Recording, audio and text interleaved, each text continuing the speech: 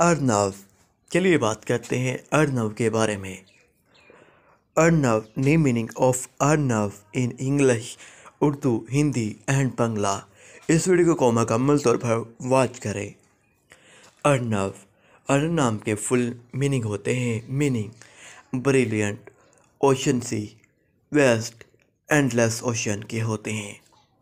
चलिए बात करते हैं अर्नव के ओरिजिन की। ओरिजिन हिंदी होता है, जेंडर लड़का होता है यानी कि बॉय व्यक्ति। Arnav lucky number means best numbers 9। Arnav Hindu.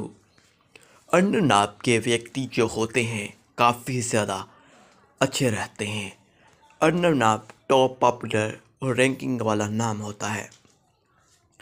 Arnav नाम के बेस्ट दिनों में बात करें तो मंगल और जुमेरात होता है।